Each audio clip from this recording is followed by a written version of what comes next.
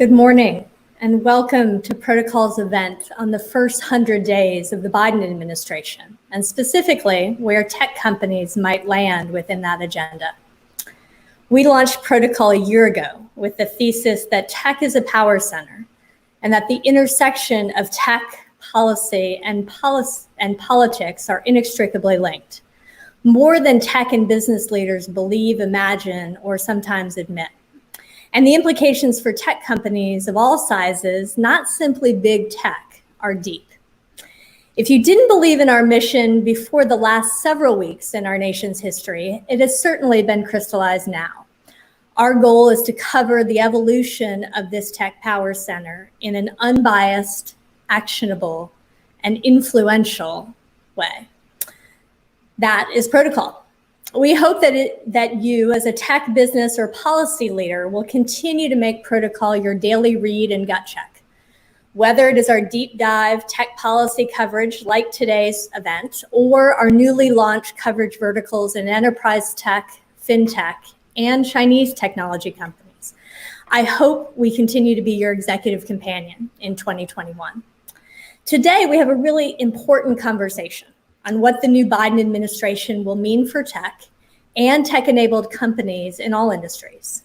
We start in conversation with our partner, the U.S. Chamber of Commerce, and its president, Suzanne Clark. At the U.S. Chamber, Suzanne focuses on strategy, government relations, and market innovation, working in support of its more than 3 million member companies internationally, including its tech members. She leads a wide range of policy and operational initiatives at the $250 million organization. Welcome, Suzanne. We're so glad you're here with us. Thank you so much, Tammy, and congratulations on Protocol's first anniversary. Thank you. Yes, we are coming up on it. I'm very excited that you're here with us.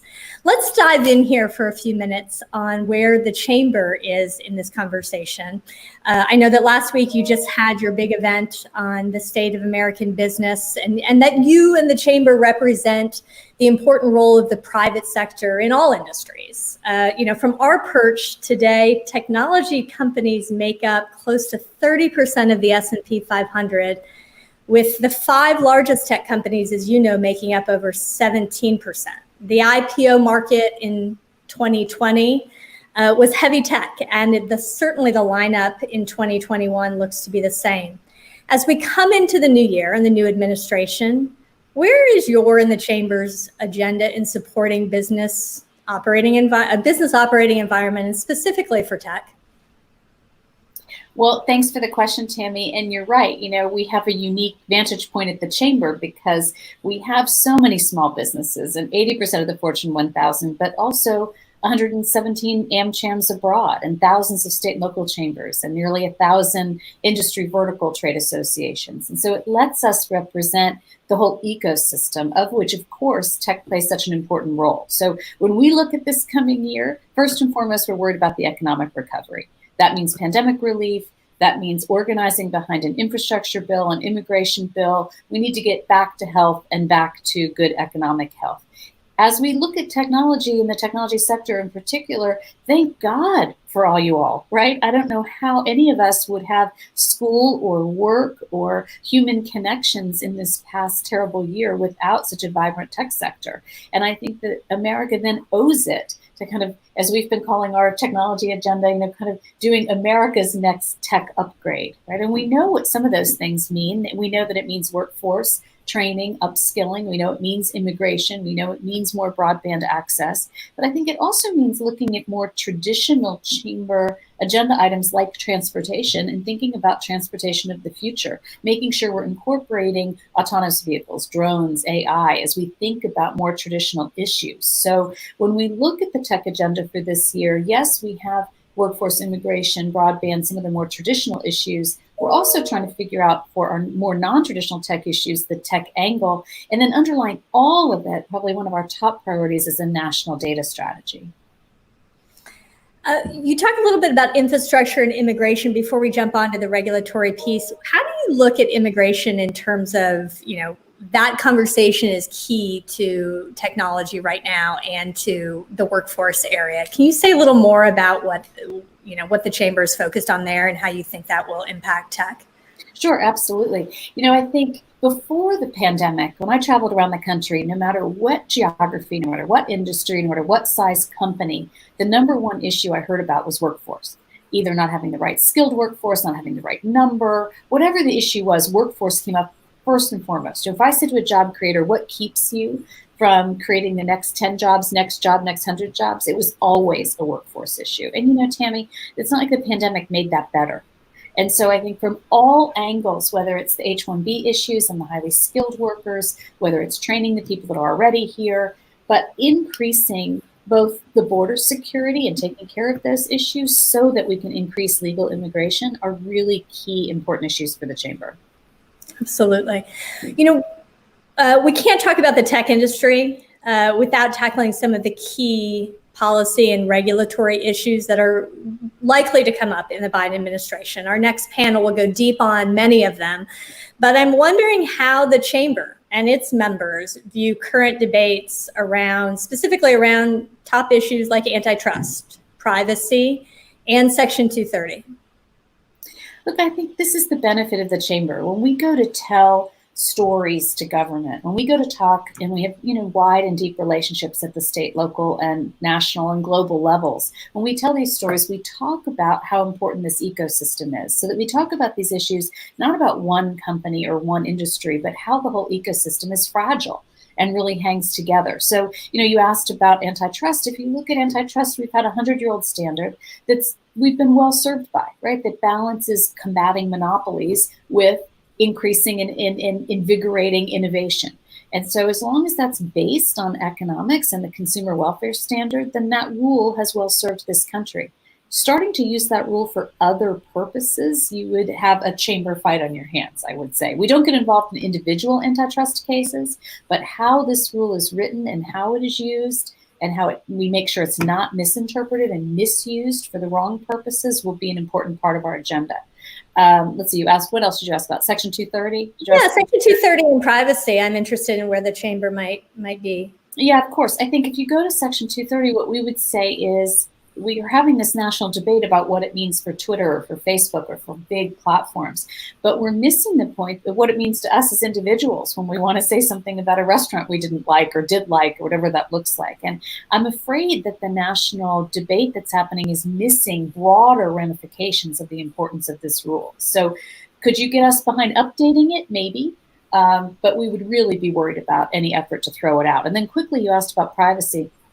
And it's a really complicated issue. I was just looking at some polling we did this morning. At the end of the day, the public does not support more government legalese. The public scrolls and accepts very quickly to get to the internet services that it wants. And so how we continue to protect consumers while balancing innovation is really important. And holding companies to a standard that individuals aren't interested in is a really complicated place to put companies. What our number one priority is on privacy is that we need a national standard. It's too hard in this lack of uniformity for companies to pay attention to how many rules in how many places. So watch for us. We have come out with some ideas of what that could look like, and we will continue to try to unify the business community in that corner.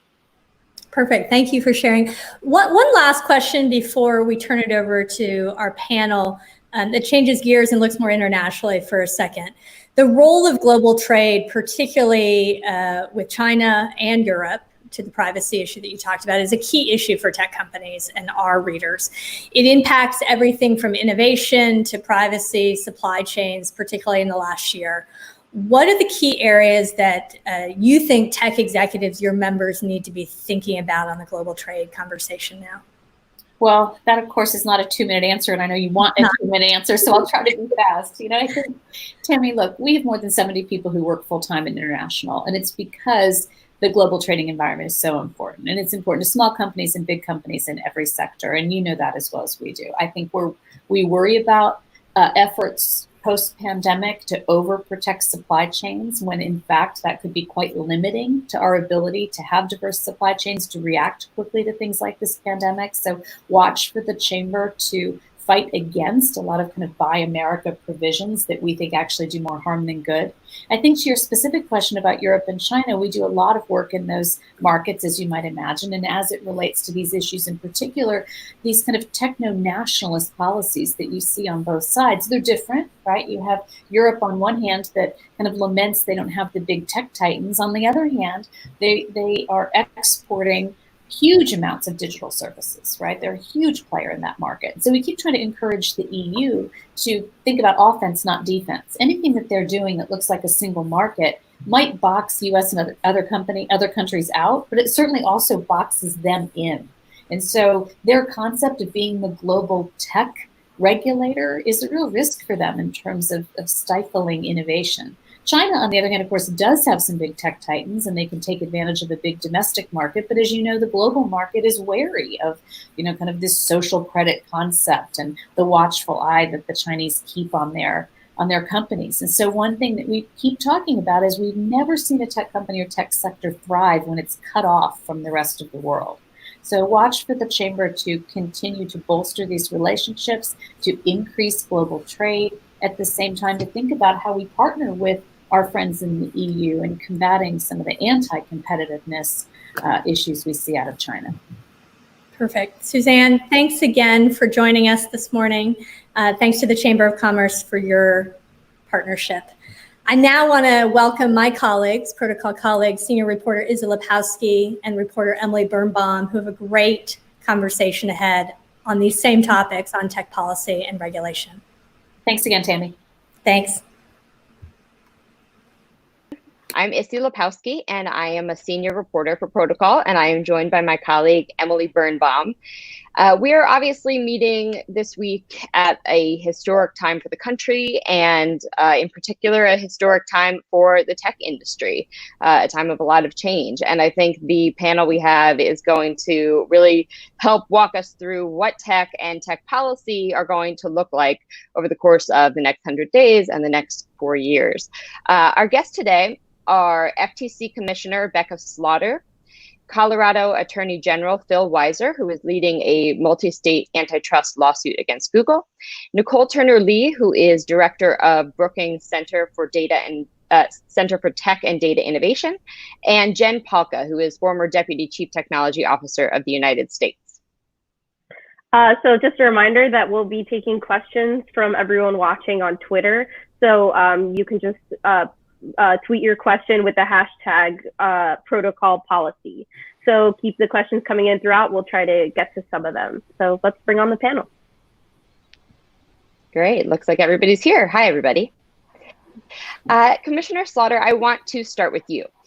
So it's undisputable that in the last few weeks since the Capitol riot, we have seen tech giants from Facebook to Amazon taking more action on dangerous speech on their platforms than ever before. And you have Democrats on one side who are blaming these platforms for letting things get so out of hand. And you have Republicans on the other hand saying, they're blaming the platforms for muzzling the current president. And everybody in between is talking about regulation, but obviously any government regulation having to do with speech is a really dicey area. So what do you anticipate the Biden administration's approach will be to this issue, and what are the appropriate legislative and regulatory remedies here?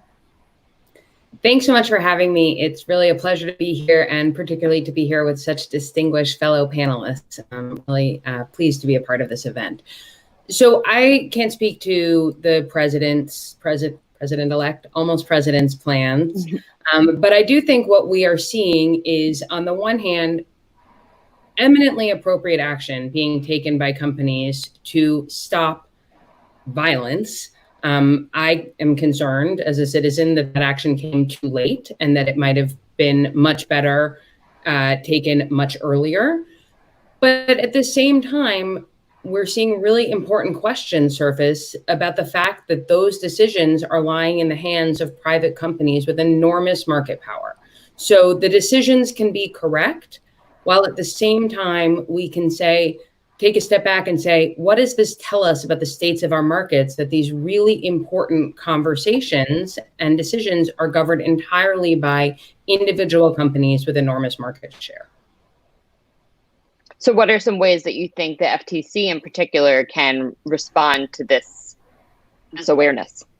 Well, within our mandate is antitrust law. So one thing that I found really interesting is that a lot of the voices that are decrying the actions of the platforms to remove some of this dangerous content are the same ones who resist government antitrust intervention. So I think that we have to be mindful of the fact that we have laws in place and we need to be vigorously enforcing those laws that address outsized market share.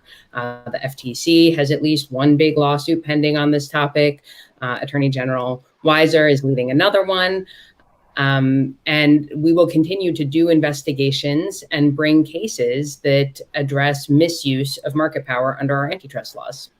Right. And you mentioned the one big case. So this is a case the FTC has brought against Facebook. And I wanted to, of course, talk about that because when you brought that suit and a number of states brought a similar suit, Facebook essentially responded by saying the FTC is, looking at all of these past mergers, and they are essentially setting a standard where no company that has had a merger settled in the past can be sure that that is going to be permanent, and that creates instability for the companies. It creates instability for the markets.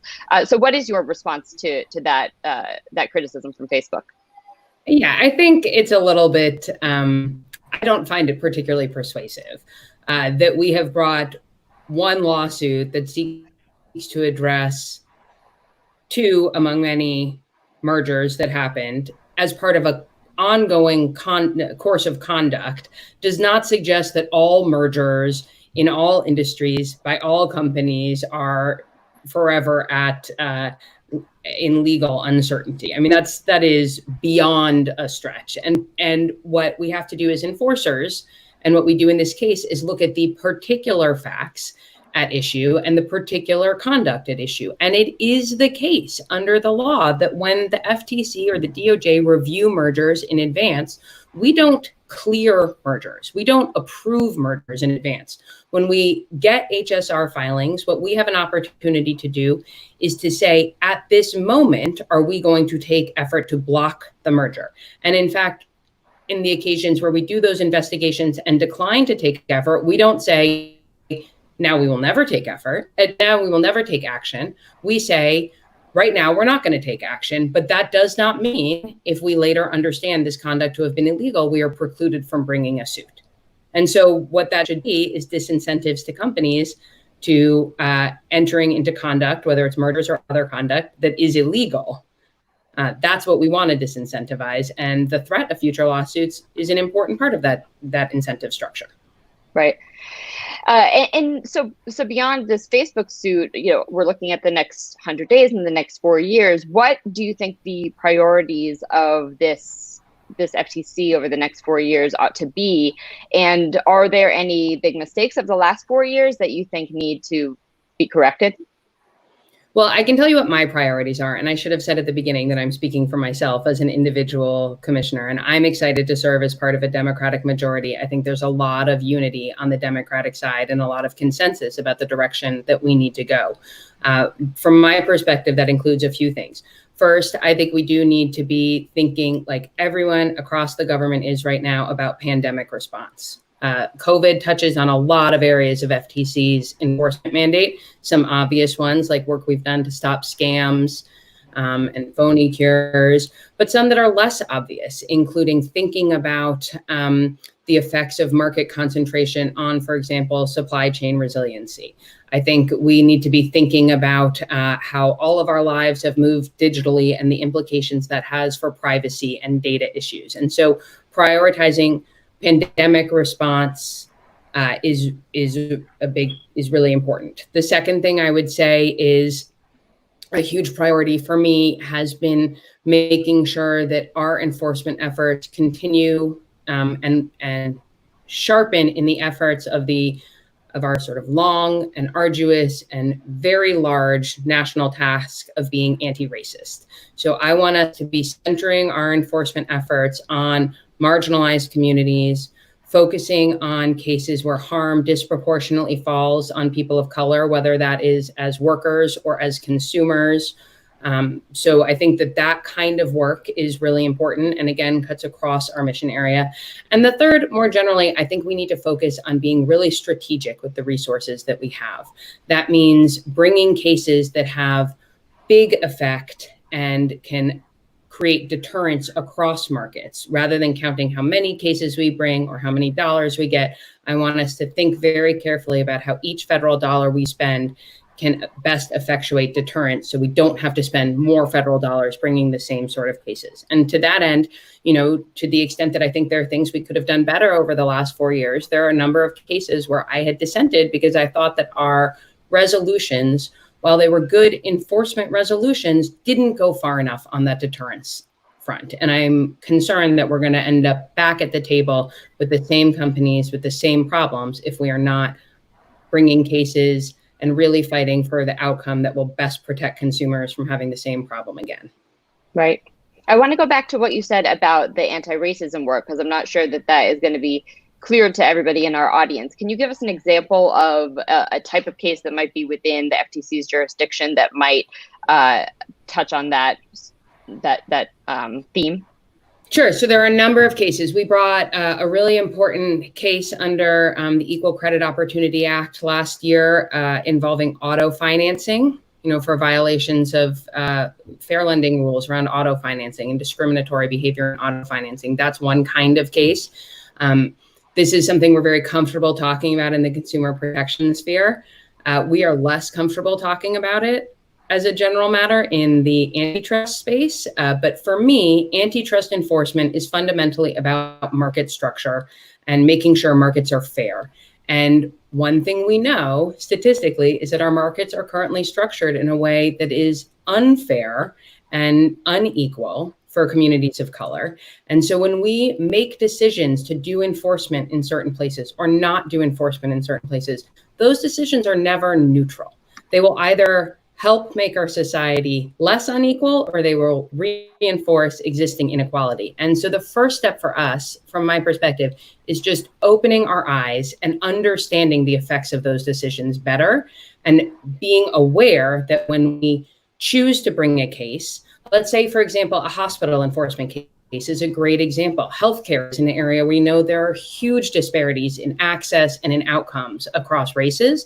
When we are bringing healthcare enforcement cases that improve access, improve quality of care, and reduce costs, particularly when the populations being served are communities of color, that's a big thing that we can do and we already do to help make our markets more anti-racist. And I think we just don't do that consciously or vocally. And I would rather that we be honest and transparent about the effect our actions have and think about those decisions seriously, because we don't have the resources or the capacity to enforce all the violations of the law in all the markets. When we set priorities, for me, the priority has to include helping historically disadvantaged and marginalized communities where we need to equalize our society more effectively. So Attorney General Weiser, I want to pose a couple of Google-specific questions to you. So obviously there are 3 big cases against Google right now, one from the DOJ, one led by Texas, and another one led by yourself and the Nebraska Attorney General. So, for our audience, what is going to happen next with these cases? And specifically, are you hoping that the Biden administration is going to broaden their case against DOJ, or that the DOJ is going to broaden their case against Google, and if so, in what ways?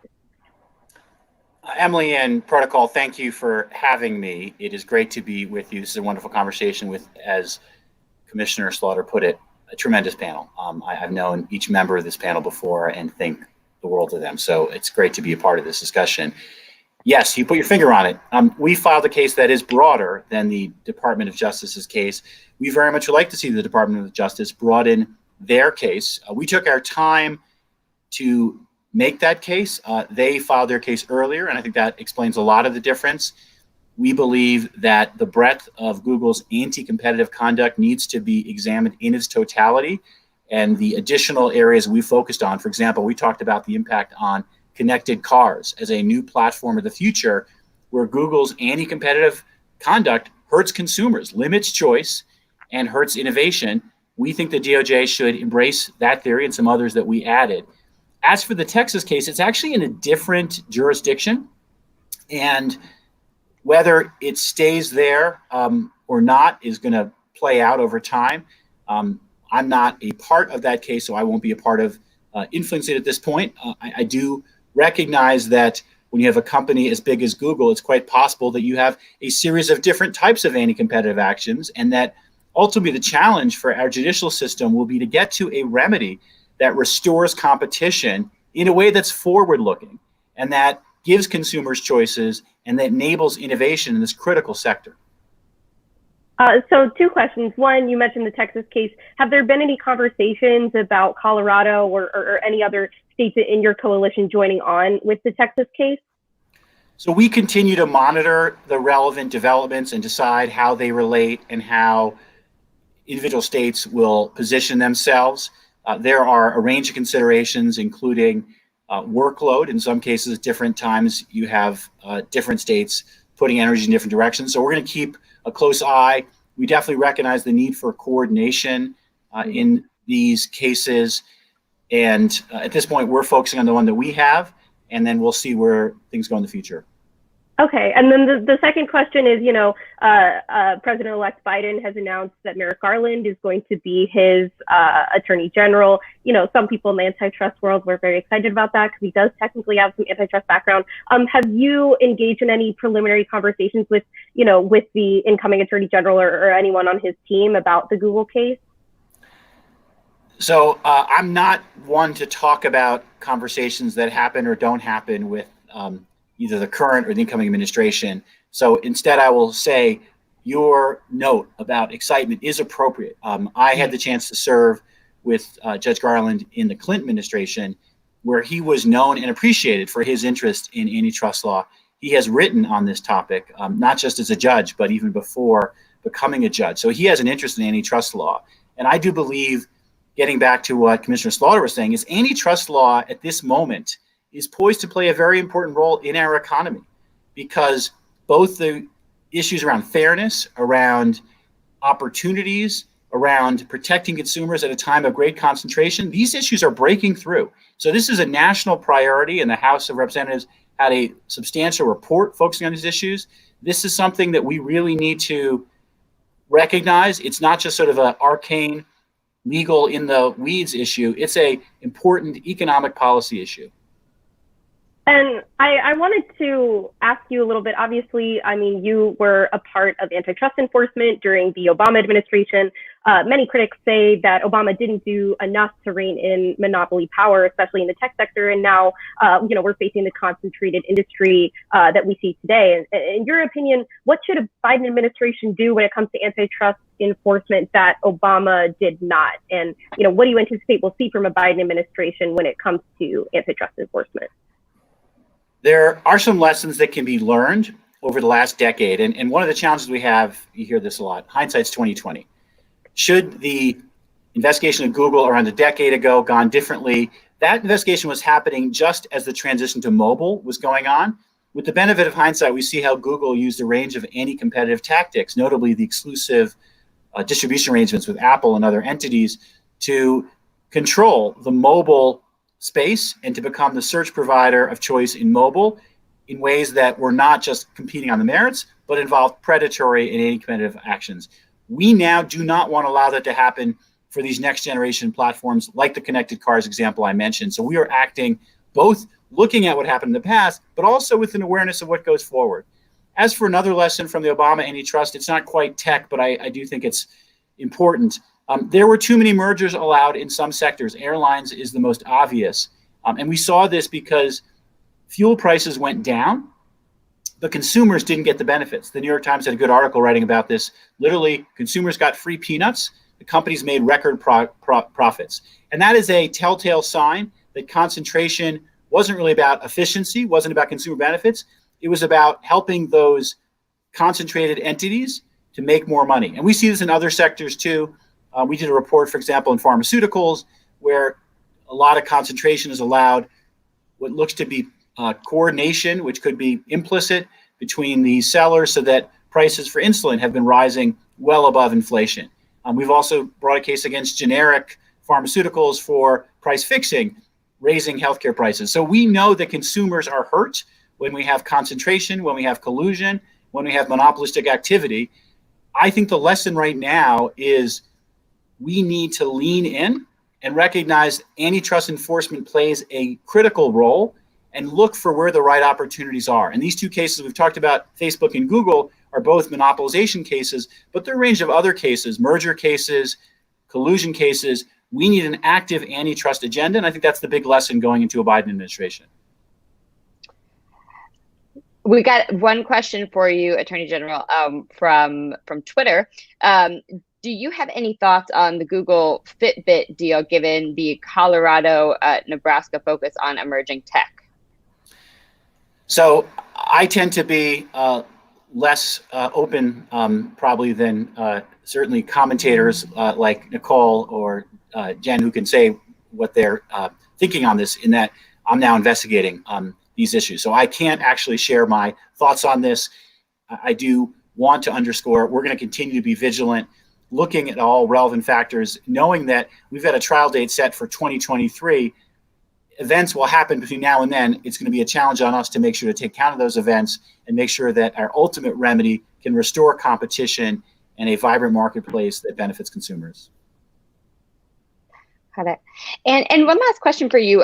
There's a lot of anxiety right now about whether President-elect Biden will choose antitrust enforcers that have corporate ties, including to big tech. And so I'm wondering if you think how the new administration should handle conflicts of interest. Do you think, what is the ethical framework you think should be put in place there? The Antitrust Division, where I served twice, has a very well-developed set of ethical rules. Obviously, if you worked on a particular matter, you can't work on it. You work for a client, there's a period before you could be ever allowed to do anything on that client. There's a range of these protections. Whether or not you go above and beyond those protections is a important question. I would note something that Joseph Kennedy was reportedly said to have been picked by FDR, which is sometimes someone with experience, and Jen could probably speak to this. So there are people who might have worked in Silicon Valley and become disillusioned with what they saw. Those people could have a lot of knowledge about the relevant conduct. And so I would just encourage people, don't paint with too broad a brush. There are people out there who might have worked at Google, at Facebook, at other big tech companies, or even lawyers. And that in and of itself, I would say, isn't necessarily disqualifying. I would look at the whole of a person's record, a whole of a person's experience, attitudes, and approach. The importance that we need right now is someone with an enforcement mindset. It is easy to talk yourself out of bringing cases. When I worked for Joel Klein, he was committed to getting to the bottom of the Microsoft case and to be able to bring a case. And there are lots of reasons he could have been talked out of it, but he saw his way forward, and that is an historic precedent. The same was true about Bill Baxter, who was litigating the AT&T case during a Reagan administration. So there are a range of potential leaders that could come from lots of different places. My commitment is to work with whoever gets chosen, and my advice is pick someone with an enforcement mindset, because if you go into the job looking not to bring cases, you'll find reasons not to bring cases. You need to be really smart and rigorous about it. We have to win in court. And part of the challenge we have is some of the court decisions, I think about the FTC's recent Qualcomm decision, have really been horrendous. And that's why you're seeing Congress actually getting into a discussion about whether courts are unduly setting standards that make it hard for enforcers to win. So there's a lot of work to do. I look forward to doing that work with whoever gets chosen. Well, thank you for setting me up perfectly to ask Jen about relations between Washington and tech. They've obviously frayed since the Obama years, which is when you were working in the White House. Back then, these companies and the people who ran them were sort of the darlings of the economy. And now we see tech companies openly protesting their bosses over working with the U.S. government, especially particular contracts with the Defense Department. And you have basically dedicated most of your work life this last decade on getting tech and government to work together. So how does the Biden administration work to repair that relationship? And do you think it is important that they repair that relationship? Yeah, thank you. And again, thank you for having me here. It is such an amazing panel. It's really an honor. And I will start, I think, by echoing A.G. Weiser's comments. I think sometimes we're in a position where those in tech are the most critical of tech and in fact are coming out of tech and know the technology very well. And so they can sometimes be uniquely useful in crafting arguments to explain where we need to go to make tech more fair, more equitable, shape our economy in the ways that we want to go. Yes, the Biden administration, I think, is in a fantastic position to build relationships. I think the distinction that we need to make is between the tech companies and the people of tech. In terms of government using the tech companies as a supplier, we have not made progress, but I think it's also debatable what progress is. In the years of the Trump administration, the connection between the tech companies and government as it relates to technologies that they may adopt to make, say, service delivery more effective, more efficient, treat people with greater respect. That's all really taken a back seat to all of the other issues that the two previous speakers spoke to, right? It's complicated, the adoption of technology, and yes, the outrage by people who work at tech companies about some of the practices of their bosses and the leadership at those companies has made it very difficult for them to engage. So I don't really see that we've gone anywhere since, say, the Project Maven thing, where Google did pull out of a defense contract. There was a report that came out, I think a couple days ago from the Defense Department saying that, in fact, they're having significant fragility in their supply chain because they really only have one or two suppliers for lots of things. Now, Google's not going to be, or any of the other tech companies, is not going to be the right supplier for most of those things. But we do have a very significant deficit, both on the defense side and civilian side and service delivery, both at the feds and at the state level, in our ability to do software well. And I do think we need to work on that. But perhaps what the Biden administration can do best is build on the it's not entirely new, but the enthusiasm that many people from tech have today to do public service. So I helped start the United States Digital Service 6 years ago in the Obama White House. It has survived actually very well under the administration that is now departing.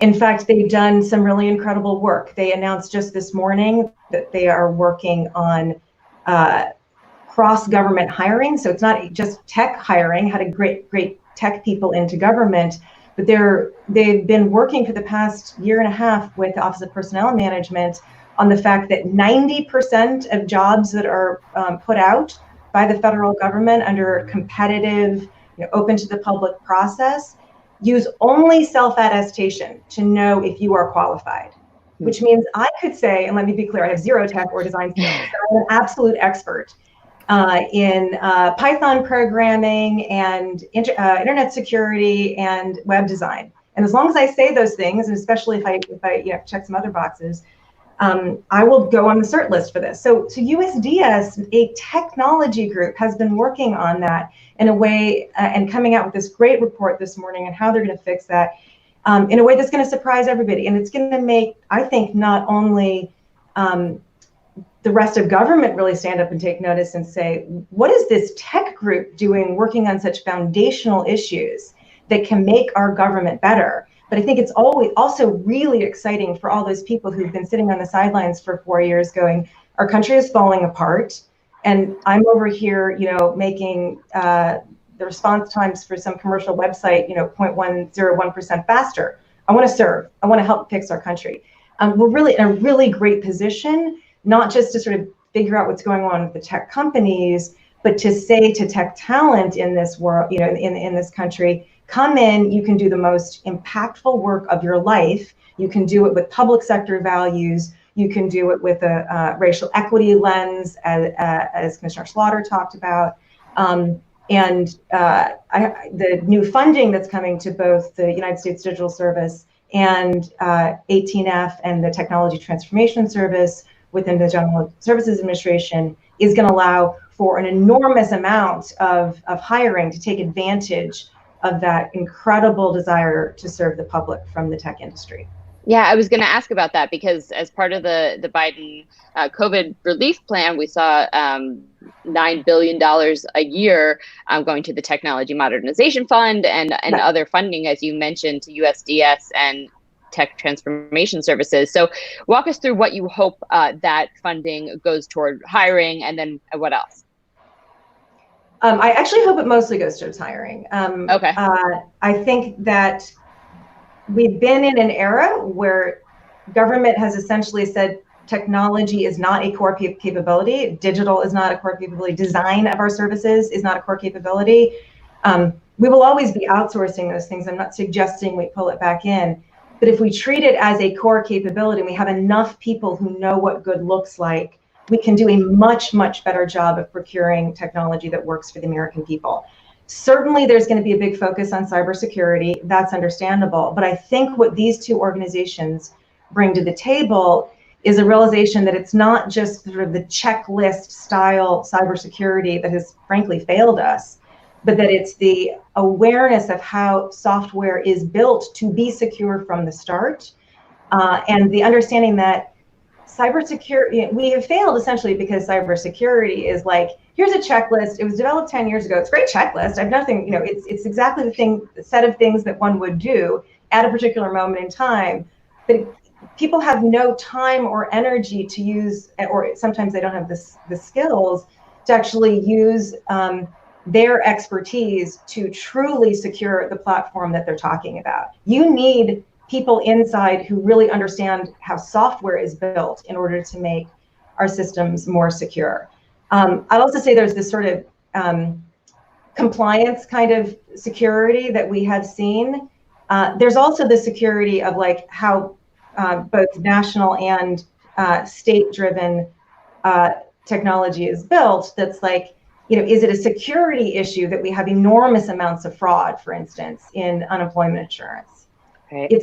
It's the way that it's built. And when we can get more tech talent in at all those levels, and of course, increasing the connectivity between the federal and state level as it relates to technology, we're going to be able to build these things so that they work for people. And we're not just fighting the fraud, we're actually delivering unemployment insurance benefits to the people who need them. And I will also echo, again, the comments on the racial equity lens here, because the way we are delivering unemployment insurance benefits right now has a terrible, terrible, disproportionate impact, negative impact on Black and brown people. That's a really good point. And Nicole, I wanted to bring you in last but not least. We have a question from Twitter. They're asking, how do you think we can bridge the digital divide in rural America and provide access to broadband for millions of Americans? And I was going to ask you this question anyway before we saw it on Twitter, because like Jen was saying, one of the most obvious inequities we've seen is this digital divide for school children in the COVID era. So I would love to hear your thoughts on what specific steps the Biden administration needs to take immediately to close that digital divide as long as students are going to continue to be out of school. No, thank you. And thank you to Protocol for having me, to Issy and Emily, to the AG, who I've known for a very long time, as well as the commissioner who has sat on the stage at Brookings. Before I answer that question, let me just say this, something that the commissioner said, as well as the AG said, that I think really should resonate with people as we go into this first 100 days. And everyone has said it, and I cannot tell you just how excited I am by the fact that the two words racial equity have been used in this conversation more than once. And that's something I don't think that we have said in a way that figuratively will impact policy. So I'm really excited. And Commissioner, I'm sitting here with my wheels turning in terms of an anti-racist framework to antitrust policy, because as you know, they've not gone together. Historically, we've never talked about them in the same breath. And I think the same thing with what the AG has said, looking at the evolving nature of tech is actually going to make this tricky, because even when that lawsuit was actually filed, we have seen such evolution in tech that I think at the end of the day, it's really going to be upon this new administration to pay attention. When we get to the digital divide, I mean, I think perhaps soon to be President Biden and Vice President Harris have really laid out in the Build Back Better framework this idea of how to close the rural divide. I mean, obviously, there's going to be about $20 billion invested in this, which we know is really not going to be enough because we need an all hands on deck, all hands on funding strategy to actually close all the divides across America. We know that there's actually going to be a pushback towards municipal broadband, which may not be a bad idea given the fact that we have all these Post-it notes on the wall, but yet we haven't come up with one frame. And so giving responsibility back to localities to actually do what they have to do to get the smallest of communities connected may not be a bad idea. And then I think the focus on universal service, particularly Lifeline, as well as some other infrastructure projects will actually help with rural access. But let me put this out here. In this stage of broadband, just as we've evolved for the last 20, 25 years, it's not an either or scenario at this point. As it's been mentioned, we are relying more and more on tech to live, to shop, to go to our doctors, to get online for schools. Some of these behaviors are not going to go away. And I think it's important that we not just recognize the market failures, but we have to go back to adoption and use. Where are we going to look at how tech is positioned to ensure that we have not just enough infrastructure, but we're also investing in the adoption and utilization of the resources? That is going to be a challenge, and I'm very excited that this administration is looking at taking on the Digital Equity Act. But all of these pieces are just one part of the equation. Want to go back to something I just wrote for Brookings around a tech new deal. We're now looking at the fact that I think the chamber leader said this, that it's not just about tech for certain functions, it's about tech for all of reality. Not just in terms of getting kids back online, but the ability to actually have an environment where people are being trained on how to build infrastructure, being trained on how to use technology. My 14-year-old daughter really does not like virtual school, but guess what? She's learning how to work in disaggregated work environments, how to be remote, how to develop different organizational skills. With 100,000 businesses permanently closed as a result of this pandemic, we are going to be trusting tech to be the new economic driver. And I think it's really important that we position it that way. For those of us that have been working on digital divide issues where it was very binary, who's online, who's not, who has a device, who doesn't, we're beyond that. The train has left the station. We start talking about, consumer protection. What happens to people who do not have financial collateral? They can't get a ride sharing service. They can't get a hotel. There's going to be things that they cannot do. If you don't have a device, you can't even get quality healthcare, or better yet, sign up for your vaccination. So all these things I think are big part of the big plan, the new deal that we need this administration to integrate into every aspect of their thought in the next 100 days. I would also suggest to this administration, it's not just a rural problem. We have urban issues too when it comes to connectivity, whether it's competition, the quality of service, where people live within a certain urban community. We know if you're not in the tourist center and you live on the outside of the census tract or the wrong side of the railroad track, you're not getting access. And so we really need to think about how broadband is an American problem, and it's not just something that we should be just feeding on to rural. And I would also say on rural, as a matter of fact, and I love this about the administration, again, I'm going to keep writing down racial equity. Rural communities are not just white communities, right? They're Native American, they're Latino, they're African American. So my hope is whatever we do, keep pushing the envelope, because at the end of the day, as the commissioner said it, we are now in pandemic response mode, but we're also in the fight for our life in the United States. And that fight for our life is not just going to involve the technology that we see, but in a technology frame, it's also going to involve the emerging technologies that without a federal privacy standard, without an attention to algorithmic bias and other deceptive practices, we actually run the risk of going backwards. So I want to put that out there to that person who actually put that out there. Now, in terms of schools, it's so interesting because I think we're going to see something really, I just spoke to over the weekend some superintendents. We're going to see this propensity to put money towards the safety of our children, which I think is rightfully so. We're going to want to actually, ramp up our ability to have social distancing in schools, the type of PPE for teachers, et cetera. But one thing that we're not going to pay too much attention to, so I'll put it out here in a protocol event, is that we go into this first 100 days ensuring that no child is left offline again. Here's what happened during this pandemic. Teachers had no idea what it was like to be a broadband champion, to come up with mesh networks and develop broadband networks for their students. They didn't even know who served their communities, which was another basic failure in terms of what we did for young children. But if we go back to trying to fit everything back into the four walls of a school building, guess what's going to happen? Recently, I had a superintendent from California who's not dealing with a pandemic, but she's dealing with wildfires. So she's had the same type of reaction to trying to make sure that kids stay connected to learning. When we talk about Black kids who stay disconnected from learning in the next few months, they will regress in terms of educational achievement by 7 to 8 months, according to a study by McKinsey. Latino students will be 7 months, low-income students will be almost a year. So we have to find ways until we have a national vaccination strategy to do what my dear friend at the FCC, Jessica Rosenwasser, said, close this homework gap, but most importantly, keep our kids online. Let's not go into this putting all of the money into just the protective measures, but let's figure out for all of those schools that had to reshovel CARES Act money, had to wait for the next stimulus, how do we actually make this sustainable so that every child walks in with a tablet and a textbook, a Wi-Fi hotspot, and a pencil? Because that's the new wave of, I think, how we're going in terms of our school reopening. And I would just end with this. The same thing is going to happen for telehealth. What do we do with people like my 70-plus-year-old mother who now knows how to turn her camera the right way to actually see her doctor, who struggles with a rare disease, who doesn't want to go back to the hospital, or doesn't want to go back into a clinic on a regular basis?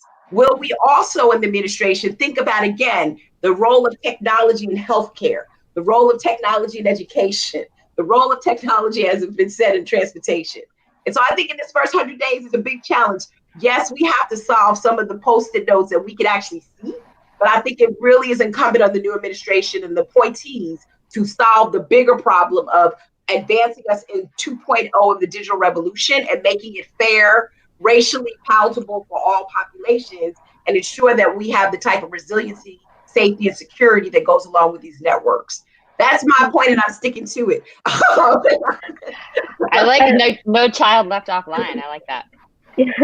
And we've got one more question for you about something else that you've written about. You touched on it a little bit. So algorithmic bias and sort of like, okay, how can a Biden administration actually do something about this issue, which has been articulated by so many researchers? And I just was wondering if you could run through, what are a couple of the regulatory levers that a Biden administration could pull to deal with the issue of algorithmic bias? And obviously that question applies to both you and Becca, because I think the FCC has a role here. Yeah, no, I mean, I think on the role of algorithmic bias, this is a huge problem. And the commissioner actually pointed it out. It's an area that I think we both have. I mean, we share a lot of interest. And this is one where it just kind of scares me at night because of all the data that's been collected over the last few months. The idea that we could take that data and sort of repackage it to be deceptive and to sustain systemic inequalities against certain groups scares me. Because what we will see is that it's not necessarily the algorithm itself that is biased, but it starts with the developer's intentions, values, and assumptions about the world. It rests upon the training data that is used. You try to develop criminal justice algorithms that leverage criminal justice data. You're actually starting with a false start because the population that's going to be most represented are Black and brown populations. And then it goes into the eligibility determinations. Where does it make most sense to apply algorithms? In this case of bias, it's creeping into financial services, decisions around housing, credit, healthcare, education. And so all of these things have implications for populations to actually grow and become socially mobile in this country and the world. So I would hope, because there are dozens of congressional activities that have been happening, there's actions that I know that are at the FTC, there's conversations that are happening at the Federal Reserve. I just did a panel for them. The question becomes, will this administration sort of take stock of what's out there and determine the best place where they should be inserting policy and the type of law enforcement that needs to go behind them? And so I'm a big fan of us actually developing a multi-stakeholder process around algorithmic bias that's just not policymakers, but it consists of developers, technologists, privacy experts, legal experts, and sociologists like myself who can actually sit down and make sense of that.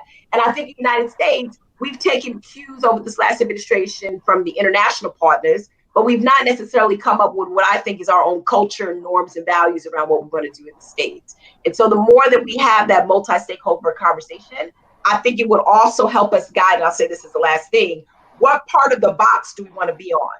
Do we want to be on the input side or we want to be on the determination side? And when we decide where we think policymakers or regulators fit better, then we'll actually do a couple of things. will raise awareness among consumers as to algorithmic literacy, but we'll also find ourselves, establishing the right protocols. I would just say this. There's no reason that we couldn't start in this administration with applying every existing civil rights statute to tech, period. If you're going to design a credit analysis tool that relies upon algorithms, make sure it's compliant with the Fair Credit Act. You're going to design a housing tool, make sure it aligns with the Fair Housing Act. To me, that's a simple start that we actually had some traction with Congress. But I do think going forward, we need more multi-stakeholder conversations, much like we had in the previous Obama administration. And I just love to add that we just also need more people who are implementing these within government, particularly not just, not just in what the platforms are doing, but in services that, the government offers to the American people, actually understand what's going on inside that box. On this point about multi-stakeholderism, what Nicole picked up and we did in the Obama administration, you see it in Europe too with like codes of conduct and commitment to diversity, equity, inclusion in the tech sector and in how technology is used is a good example. Government can set sort of a priority, bring people to the table, and then leverage action against those goals. And that happens on a range of fronts. Racial equity is a perfect example and one that we're really need to take action on. And Commissioner Slaughter, where do you see the role of the FTC in all of this? And you've laid out your anti-racist framework for the future of the FTC. What is the role of the agency when it comes to mitigating algorithmic bias and facilitating some of this engagement? Yeah, well, probably unsurprisingly, I agree with a lot of what Nicole and everyone else have said. I think we do need a multi-stakeholder process. I think the FTC is one of the interested stakeholders that should be involved. I also think we need to, in this area, as in all other areas, be critically examining the toolbox we have and thinking creatively about how we can use all the tools in it to address this issue. This is something I spoke about and wrote about a year ago on this topic. For me, algorithmic bias is an economic justice issue. We see disparate outcomes coming out of algorithmic decision-making that disproportionately affect and harm Black and Brown communities and affect their ability to participate equally in society. That's something we need to address. And we need to think about whether it fits under our unfairness framework, whether we might have rulemaking authority that could apply to it, whether we use statutes like ECOA, as I mentioned earlier, or FCRA. But I think it's one of those things where really good creative thinking needs to be applied. The issue is new and it is hard. But one thing I remind myself all the time, my older daughter, who is in Zoom school downstairs in my house right now, and like Nicole's, hates it. She was in kindergarten last year, and her teacher would say to her all the time, kindergartners can do hard things. And I say to myself, okay, well, if kindergartners can do hard things, the FTC can do hard things, government can do hard things, and we have to start trying to tackle the big problems. If I can make one other small point, this applies to state and local government too. And the issues Nicole talked about with smart cities, surveillance, how technology is rolled out, we need this dialogue up and down the stack, if you will, engaging those who can help us address critical public policy priorities. That's right. Yeah, I agree with that. And I just wanted to put the final pin in it, which is the work we do is important. Who is doing the work is also important. We have a big diversity, equity, and inclusion problem in terms of who the decision makers are throughout government right now. And we need to do a better job bringing in voices from Black and Brown communities, bringing in people who are living some of the experiences we're trying to address, and making sure that all of our decision making is inclusive and participatory. Yeah, well, and if I could say something on that, I think, one thing that I've gleaned from this that I've been trying to also put my hands around is, what does that look like? And I really think we've developed an Office of Civil Rights in the Department of Justice. I just saw something about an Office of Racial Equity in the health, the HHS. We need something like that in terms of touching upon our tech sectors, whether it's OSTP, whether it's the FCC, FTC, just a coordination of these conversations, bringing also interagency support. Because as we're finding out, it's the Department of Justice needs to be this conversation. Department of Labor, they're going to actually develop apprenticeships for Black and Brown people to get into wireless infrastructure development, that they need to be at the table too. So I think one big point, a big takeaway is creating some type of office or commission or advisory that does just that. And I think shout out to Alondra Nelson, who will be Deputy Director at OSTP, who's going to champion that like nobody's business. So That's we're right. excited. Can she hear us? I had a feeling you were going to shout her out. That's great. Well, I love ending on a call to action. So that's a call to action to everybody who's watching us and to our incoming administration. So thank you all so much for joining us. We look forward to seeing how this is all going to play out over the next 100 days and the next 4 years. And I'm sure we'll have a lot more to discuss next time we meet. So until then, stay safe, everyone. Thank you. Thanks, everybody. Thank you. Thanks for having us. Thank you. Thank you.